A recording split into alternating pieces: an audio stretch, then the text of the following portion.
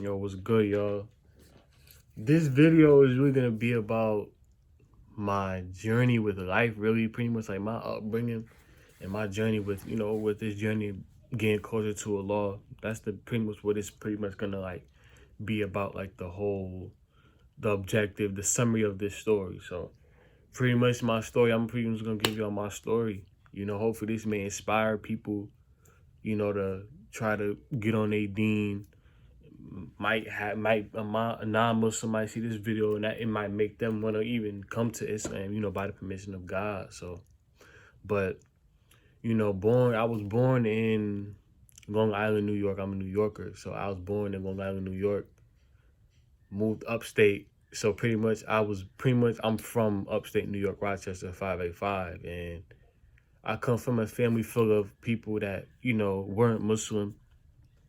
My grandfather, may God be pleased with him, he converted in like the 70s, and pretty much on my mom's side too, my granddad, that's what I call my difference between my grandfather and my granddad. That's what we call it. That's the difference. Oh, granddad, grandpa, but yeah, my granddad, same thing.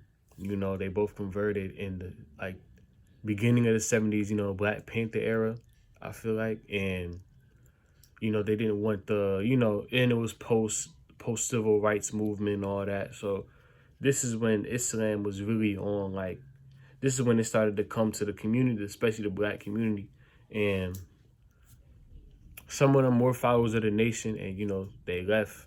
Some of my family members left, and they started following like the traditional way of Islam. So humbly love for that, cause but yeah, they converted 70s, changed their names. My grandfather, may God be pleased with him, his last name was Carter. Like, imagine, I think about that sometimes. Like, yo, my last name could have been Carter, bro, but he changed his last name to Abdul Hakim. And my granddad, he changed his last name to Abdel Jalil. And like, they just seeing them, like how they carry themselves as Muslims, like they are true. My grandfather was living rahimahullah. For those who don't know what that mean me God be pleased with him. But with him, like the both of them, they conducted themselves as Muslims. Like, they weren't afraid to wear a thobe out. They weren't afraid to wear their kufi at work, whatever. Like, they let their Islamic identity be known. You know what I'm saying? Like, and seeing that kind of motivated me as I got older. But growing up, I was born in 2002. Like, I was born post 9/11. So a lot of people, like, when they find out you was Muslim, especially during that time, is, oh, you're a terrorist, oh, bin Laden, nah. So it was a point in time where I was not proud to be a Muslim. And that sounds so crazy coming out my mouth. And there was a point in time I was not proud to be a Muslim. And I wasn't proud to be black neither. I was not proud to be black neither. And that sounds crazy as well. But the stereotypes behind both, like black men are ghettoed, all they do is go to jail. They're thugs. And Muslims during that time, so they terrorists, they bomb people, and it was really like I was not proud. So when people ask me, like when people find out I was Muslim, or like they would see my meat, like for example, I'll go to Walmart or something, or Wegmans. For those who don't know, what Wegmans is up north, is a store called Wegmans. I'm down south now, so they got Winn-Dixie, Publix, but we were going to Wegmans or Walmart. People will look at us, particularly they'll be looking at us because of my mom, she covers herself. And it's crazy because I peeped this, like when I would, walk with, my father, we wouldn't be looked at. We would just be looked at as black men. And when I would walk with my mom, they would just view us differently, like, and they would just look at us, and it would make me uncomfortable. And I always wonder, like, why are people doing this? Like, and growing up, I was a hooper. I was a hooper. That pretty much, like, it kept me sane because, in the neighborhood I grew up in, it was just a bunch of bad kids. Overall, it wasn't like shootouts. That's what it is now where I used to live at in New York. Now it's like that, but when we was growing up, it wasn't no shootouts. It was like once a year, like a house may be raided, but other than that, it was just a bunch of bad kids. And you know, everybody was working, parents working, so everybody was just raising themselves. So basketball kept me sane. Like it kept me away from like a lot of things that I was seeing, you know. And it also made me realize like, yo, I'm different from all y'all. Like, you know, I grew up in a crib where like it was structured. Like my mom and my father too. Like they would make sure like, oh, like did you pray? You did your homework? Did you like, you know what I'm saying? It was a structure in the house. Like, oh, you got to be in the crib when the lights come on. For those who don't know, you got to make sure you come in the crib when them lights is on. A lot of people I grew up around, they would be outside still. Like parents don't get home till like 11, 12, so they outside still. You know what I'm saying? So you know, I'm very grateful for that. You know, I was very grateful for that as I got older. You know, like my mama put us in Saturday schools, Saturday Sunday school, Islamic studies, all that stuff. But it still didn't hit me yet. It still didn't hit me as a kid, and it led to me like being a follower, not a leader, growing up. And it led me to being a follower, not a leader, and being around the wrong crowd too. You know, I used to get in a bunch of trouble with people. You know what I'm saying? Used to get in a bunch of trouble with people. And I'll say when I was 13 years old, it really hit me. Well, you know, my uncle passed away. My Uncle Hunter, may Allah be pleased with him, he passed away. And, you know, I seen him the day before. I seen him that Friday. He passed away that Sunday morning. I seen because we was going to the tri-state area. We was going to New York. I had a game in Manhattan, Terminal 23. I was in 7th grade, and that's when you know we went to visit my grandma in Long Island, and that's when like he was there. He popped out, and this was the uncle I really looked up to. You know, he was fly. You know, like he was an uncle like you know like everybody wanted to be like him because like he was a fly one. You know, and I seen him. And the last thing he told me, this is the last thing he ever told me. It sticks with me for the rest of my life. I was 13 years old, bro. He was like, yo, make sure you take care of your moms. And as I got older, I started getting closer to the deen. I realized, you know, the Prophet Muhammad, peace and blessings be upon him, you know, he said, you know, when he was about to pass away, he said, I urge you to take care of the women. So that kind of went hand in hand. And he was supposed to come to the set. My game was on Saturday. And he didn't come. I don't know why he didn't come, but he didn't come. And then we going back home. Mind you, we like down the street from where I live at upstate. So my auntie, she called my mom. She's like, oh, Hamza passed away. And that's the first time I ever seen my Umi. I mean, Mom in Arabic, for those who don't know. That's the first time I see my mom, like, crying. Like, crying. I'm just like, what? Like, I'm confused. I'm 13 years old. I'm like, what? I just seen him. And the lesson that showed me was like, yo, like you could be here today and gone tomorrow. You know what I'm saying? And we buried him that Thursday, I believe, Thursday, Friday. And that's when I'm just like, dang, like, you know, tomorrow not promised, bro. And as I gotten older, I'm gonna get later on to that in the long run. You know, choosing your company is important too. That's what that taught me as well. But anyways, 13, that's when I started to realize like, yo, this life is short. That's when death started to hit me often. Like, I started thinking about death a lot when my Uncle Hamza passed away. May God be pleased with him. And that's when, you know, we moved to Florida. I'm still trying to adjust to Florida even still, like, but we moved to Florida. I did, you know, rest of my high school years down here. And I'll say like my teenagers, I was just going through it mentally.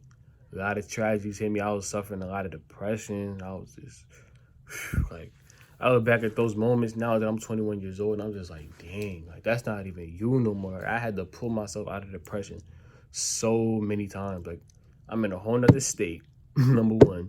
It's a whole different culture. Like the southern way of living up north is so different. You know, I remember I was a freshman, I'm walking to the bus stop, and this white lady, she welcomes me. Like she's in her home, she's taking her trash or whatever, getting out of the car, whatever. And she waves at me and says, good morning. I'm from up north. Like we don't, you know what I'm saying? Like I used to walk to my bus stop, like nobody was saying that to me. Like everybody mean mugging each other, you know, like I was still in that even still to this day, I still have that northern, up north mindset. But yeah, like just moving down south was just, it was just a drastic change for me, you know? Like I just lost my uncle, now I gotta come down here, you know what I'm saying? Gotta meet new people. And the thing is, my mom wanted to move down here because, the Islamic community and all that. And she wanted us to go to Islamic school. I went to public school my whole life. And I tried Islamic school for like a month. For a month, probably a month. And, the people were very prejudiced and judgmental, because one thing about me, and I'm being open with this, like I suffer from I have a learning delay. It takes me longer to understand things. So, they would, I wouldn't say they would be mad at me, but they would like try to like sunny and little boy me. And then my mom was like, "Oh no, we're not doing this no more." So that's when, she took me out and I went to a public school, high school, and don't get me started on that school. Like that school was crazy, yo. I ain't gonna lie, that school was mad crazy. Like the things that I was seeing, I was used to it in New York, but like here, I'm just like, yo, like wow, like this is it's worse now because it's like, yo, like it's just worse. It was just worse at that time because it's like, yo, like it's right in front of you now. My parents at that time, particularly my mom, she tried to hide us away from it. And who wouldn't want to hide they kid away from, the things I'm about to tell y'all. A lot of those kids was like doing things in the bathroom, like crazy things, and skipping school. Like it was just crazy. Like the things that I was seeing was not normal. And I'm not even trying to get too much detail, but like the things that I was seeing was not normal. A lot of people died, you know what I'm saying? Because there's a lot of hood beef, a lot of hoods clashing. Specifically my freshman year, it was a lot of fights. And even like math in my whole high school, it was mad fights. So many fights. And that's when like I'm seeing all this and I'm just like, wow, like this is what life is all about. Like this is when Islam wasn't really hitting me yet. It ain't really hit me yet. So I'm just like going with the flow of life, going with the things, you know what I'm saying? Like not figuring out my purpose, and man, just thinking about that, it just hits me. Like I'm just like, dang, like, like seeing it's like I thought seeing all that was not normal, you know. A lot of people didn't have guidance. You know what I'm saying? Like even me, like I lacked male guidance as well. Growing up, in New York, I'm going back to New York now. Like a lot of kids didn't have father figures. My father was around, but like he, could have been better. I'm gonna just put it like that. It could have been way better. You know, and like his presence, his presence, my father's presence, like it was like he was around, but it wasn't really felt. You know what I'm saying? The only time it was felt was when, when they had the disciplinary action. But, you know, a lot of those kids, like hearing that, specifically in our community, like hearing that there's no father figure in the house. Like that was just so normal. I remember growing up, my son Bubba, somebody asked him if he had a dad. He said, "I don't got a dad." And we like, what? Like growing up as kids, mind you, we like in elementary school, and he's like, "Well, I don't got a dad," and we all just went with it. Okay, he don't got a dad.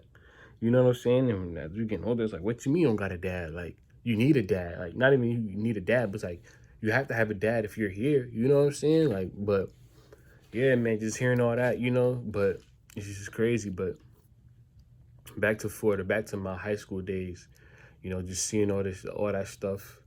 I tried out for the basketball team in 10th grade, and I made the team, and that's when, like, the coach wasn't really playing, like, the underclassmen, like the 10th and 11th graders. He was trying to get his seniors up there, and all of us was on some like, yo, what's the point of us playing? What's the point of us putting on this jersey if we just gonna sit on the bench? So, and my confidence just went drastically down. And during that time too, like I was just like, once again, like I was just super depressed, like dealing with things at home, dealing with like a lot of trauma, in my teenage years. And that's when like I gave up on basketball. Like in basketball, that was like that was the thing that kept me out of trouble. Like I love basketball. Even now, like I love basketball. I love watching basketball. But like And sometimes I do be having thoughts about, picking up the basketball, shooting, you know what I'm saying? I was nice. I was nice, you know? And I still got it in me, but now it's like, now we on the bigger and better things, but whatever God has in store for me, God is the best of planners, but I stopped hooping and everybody was shocked. Like, Josh, you're not hooping no more? What? And I remember my AAU coach, he was like, come on, bro, you gotta play. So I guess I played. He put me on his AAU team. I played like 2 games. And we won the tournament championship. And then that's when we played another tournament, and then we lost like 3 games in a row. And then I'm just like, nah, I'm just not feeling it no more. So I just quit. And then that's when I just started doing whatever, because basketball would keep me occupied. So that's when like I stopped hooping. So I just started doing whatever. Hanging out all types of late at night. You know what I'm saying? Like coming home whenever I wanted to, because basketball, like I said before, basketball kept me out of that. So basketball kept me away from doing whatever in my life. Because when you bored, I seen this, I forgot who said it, but when you're bored, it leads you to trouble. And I'm gonna repeat that again. When you're bored equals trouble. You know what I'm saying? That's the reality. That's the reality. So 10th grade to like, end of 10th grade to like my senior year, I was bored. Just being honest. Like, I was bored, bro. I was bored, real life. I was bored, skipping class, skipping school. It'll be times I would get off the bus. I would get off the bus at school and just walk off campus, chilling in the apartments with, my homies, and come back fourth period. You know what I'm saying? And end of my junior year, I had like a 1.6 GPA, bro. You know what I'm saying? 1.5 or something crazy. And my mom put me in therapy because she knew, because my mom is a therapist herself. So she knew, okay, her son ain't right. You know what I'm saying? Her son ain't right. So she put me in therapy. I wasn't really open to it at first. But then my junior year, beginning of my junior year, this lady named Miss Campbell, she helped me out, get me back on track with school. And she was a black woman. And she helped me get back on track. And she made me write down, like making me get organized. Because one thing about me, like, it takes me like focusing. I have a hard time focusing. And she made me write everything down, like get organized. She had me like getting prepared for the adult world. Even though I grew up at an early age, like responsibility hit me at an early age. Like, okay, you're responsible for your younger ones. But adult life hit me, I say, when I was like 17, like, oh snap, I'm about to graduate. Like, oh snap, I didn't know what I wanted to do, no nothing. So she made me do that. And matter of fact, it was the beginning of my senior year, as a matter of fact. And she made me write all that down. And that's when I was in credit recovery. And I finished like 8 classes in 3 months. Because out here, they start school in August down here, in the end of May. So, yeah, up north, they start school in September and in June. So, August hit, I'm doing credit recovery from August till November, December-ish. Yeah, before the second semester. And I finished 8 classes in 4 months, and that's the most I ever felt proud of myself. So that taught me, like, yo, anything you put your mind to, you could get it done. You know what I'm saying? You just gotta stop hanging around these knuckleheads, And that's when COVID hit.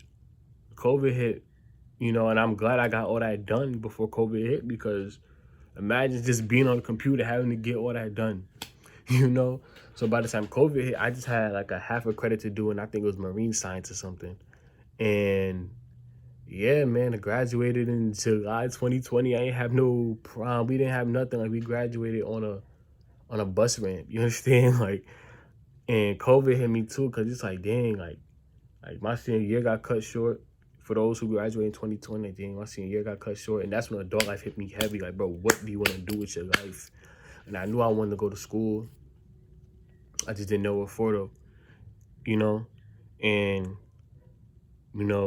I had got arrested. Yeah, that was when I was 18. So I got arrested here on Knuckleheads. So we decided to go on some school grounds past the hours, just being stupid, being dumb. And that's when police came, and, you know, all of us, like, we were all scared. People of color, we scared of police. Like, we not, you know, but this ain't no excuse. But, you know, we all booked it. Boom, we running, you know, and I hit somewhere. It was behind a little trailer or something. I seen the first batch of police, the first wave of police go right by me. And I'm like, okay, I'm good, I'm valid. Boom. Turn around, get your hands on the ground. And I'm like, dang. So, see, like, being in the back of the cop car like this, they treating you like a dog. They treating you like an animal, bro. Real like they treating you like an animal, bro. So, I have my hands behind my back, cuffs mad tight, bro. Like, they treat you like a dog. Then you sitting in the back of a cop car, and your knees is up like this. Your knees, and imagine your hands behind your back, and you're like this. That is so uncomfortable. And that's when, like, it hit me. I'm just like, yo, like, they're charging me as an adult. And at first they wanted to charge us with burglary, and the person next to me, he was crying. You understand? I'm just sitting, I'm just like, man. I'm just like, yo, my umi hear about this, like, oh God, yo, oh my, it's raps, like. But that's when you know, they charged us with trespassing, and they wanted to give me a year in jail, probation, all that crazy stuff. And I came home, and it was mad dirt on my back. I came home at 5 a.m. in the morning, you know, and that's when a week later, another mail, because I ain't tell my mom, so a week later, another mail comes in, and she calls my name. She's like, Jasser Abdul, like, she calling my full name. She's like, why you didn't tell me you got in trouble by police? I said, oh man. I'm like, dang, I'm doomed. And I didn't know how to go to work. You understand? But you know, that's what happens when you hang around knuckleheads. And that lesson taught me, like, yo, like, you're an adult now. You can't be doing kid stuff no more. Like, you're illegal. Like, you're illegal. You 18 years old. So, you know, I was going down a crazy road. And that's when she was tight at me. She was tight at my younger brother, too, because she was following my footsteps. He was like 14 years old, I think. And yeah, he was a freshman. And she sent us to my dad, like, y'all going with y'all pops. So we went to my pops. We stayed with him for like a month. And that taught me as well, like, yo, like, you're a young man now. You got to conduct yourself as a young man. Even though when you're 18, 19, it's still teens, but it's like, nah, like, you got to conduct this. You can't be on, like, you know, that time. You got to be leaning towards the adult way of thinking and stuff like that. So, you know, my pops took us in his arms. And at that time, you know, I wasn't really in the best relationship with my father, you know, but like, I know that I forgave him, you know. But during that, like, staying with him for a month, being in Ohio, going back home, going to Ohio, going back, you know, when I'm not home, I say Rochester, you know, going to Ohio, going back. We went back like a couple times, and I'm just like, yo, like, it showed me, like, yo, like, you was just right here, bro. Like every time I went back home, I'm like, yo, this is all I knew. And my mom wanted to protect me from that. You know what I'm saying? And it just showed me a lot. So I came back home. I said, came back home. Like, when I went back home, I'm like, yo, like, this is all I knew. Staying my father for a month. And that's when I came back to Tampa. I came back to Florida. And that's when, like, I'm like, oh, snap. Like, yo, you got to change. You got to step this up. You know what I'm saying? Like, nah, bro. So we came back June. And that's when I got a job and working that job. Oh my goodness. Yo, working that job. I was working at a warehouse job, right? It was from 6 a.m., and we would get up at like 4, sometimes 5 p.m. Or was it? No, it was like 7. Yeah, it was at 7 a.m. And we was working $9 an hour, bro. $9 an hour? And that's when just seeing people older than me working with me. And I'm just like, wow, like, I can't be like this. You understand? I'm like, yo, I cannot do this for the rest of my life. I cannot be and I'm not knocking nobody who's working that, because sometimes, you know, that's your predicament. But me, it's like, while I'm young, I'm like, oh, nah, I'm pushing up on school. Like, and I feel like God put that in place. Allah put that in place for me for a reason. You know what I'm saying? All those tragedies made me turn to him. So I'll say 2021 hit, you know, and Ramadan came. And this is when, like, I don't know what it was, but something just hit my chest, bro. Something real life hit my chest. And losing my grandfather in 2020 as well. 2020 was a crazy year for me, bro. Losing my grandfather, like, he was the first person to show affection towards me. He's the first man that kissed me. Growing up, but I didn't grow up in no affectionate household, so he would come every Sunday, bring donuts, and that's when he would kiss me on my forehead all the time. And I would go to the bathroom, get a I go to the bathroom, get toilet paper, wipe it off, all that. You know, because it's like, ew, like, why this man kissing me? You know, because growing up, my father ain't never hugged me. You know, like, I didn't get a hug from my father till I was like 13 years old. You know what I'm saying? And that's when I'm just like, yo, like, you know, this is crazy. And then that's when, where was I at? Yeah, like, losing my grandfather in 2020 to lung cancer, it hit me. And he passed away in November. It hit me, bro, because it's like either you're gonna like leave his legacy in the grave with him, or you're gonna carry the banner, carry the torch next. So I decided in my own heart to carry it. You know what I'm saying? To carry that banner. And 2021, Ramadan 2021, it hit me, bro. It hit me to the point where it's like, yo, like what? I wish I could really get that feeling back. You know, but just that feeling was just crazy. It made me realize a lot about myself. Like, I just became more like proud to be a Muslim because I started reading more about Islam. Like, I wasn't just, because growing up all I heard was the do's and don'ts. You understand? And yeah, I'll say from 19 on to now, like, my, you know, just this journey getting closer to Allah just been crazy. You know, it's ups and downs, but for the most part, like, nah, this is where I'm supposed to be. I'm not supposed to be with the knuckleheads and, you know, doing all that, being out all types of late at night, wasting my time, and, you know, and,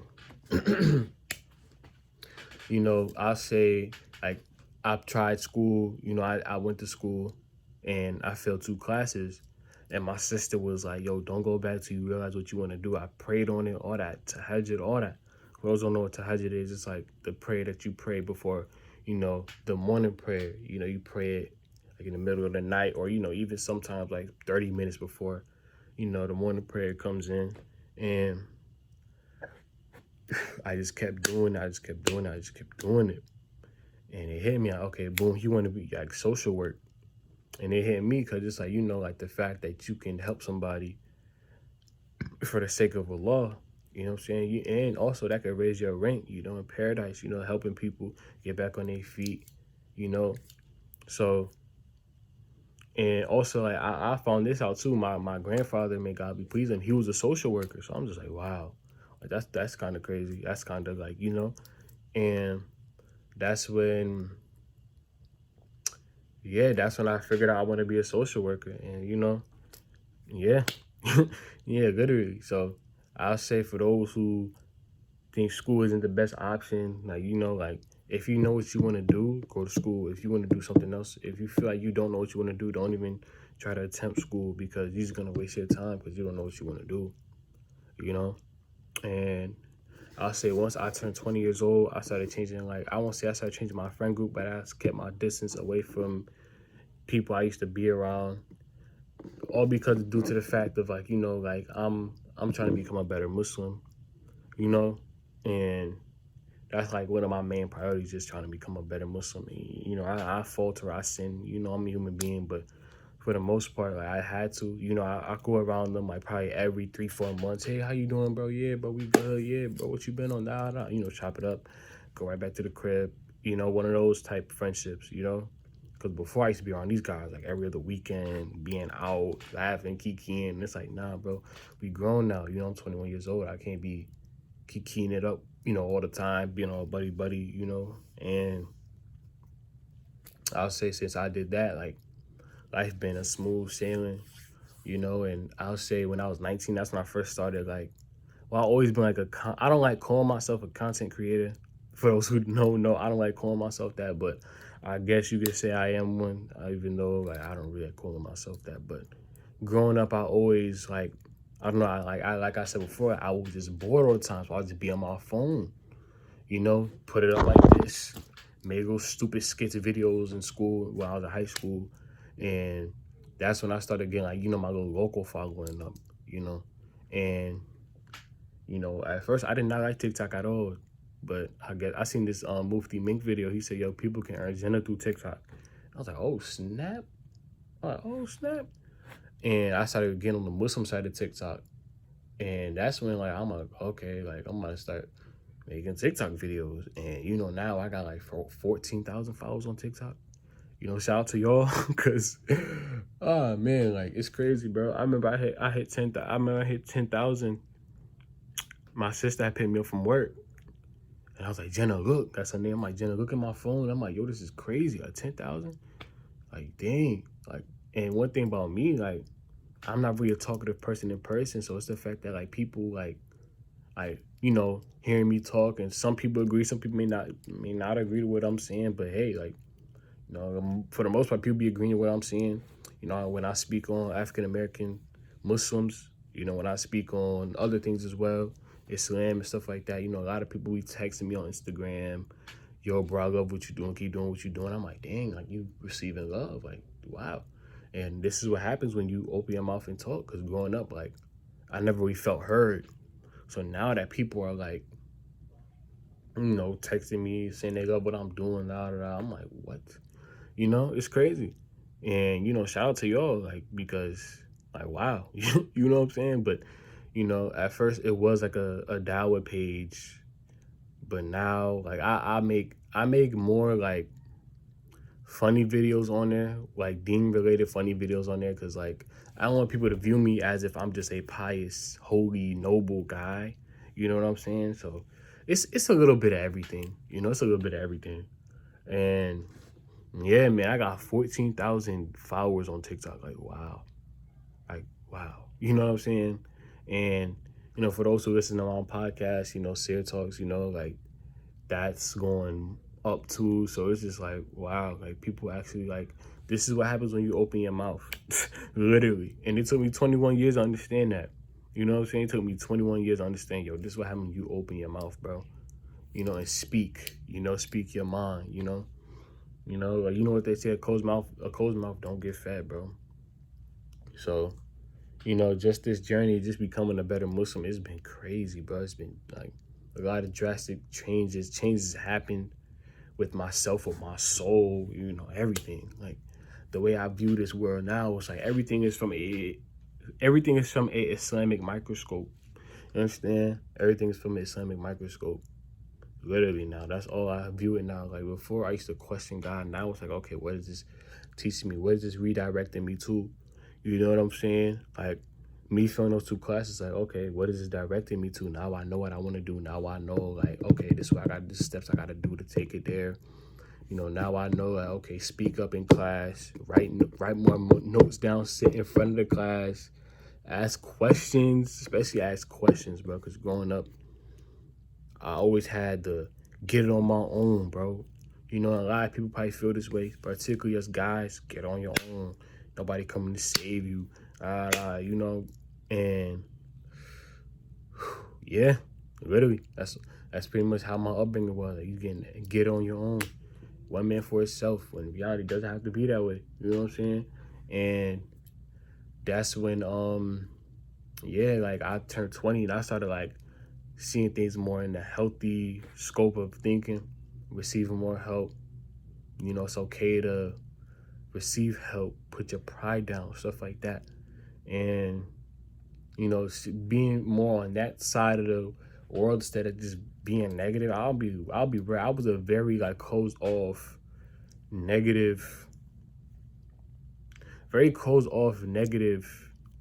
person. I even though sometimes I still don't like people at times, because I'm an introvert. I'll be real. I suffer from social anxiety. For those who, I suffer from social anxiety.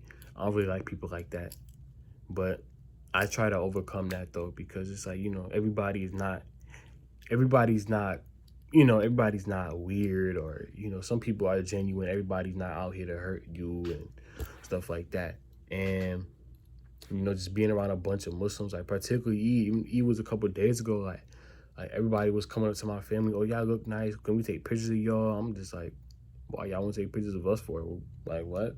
You know, like that little hyperventilation, you know.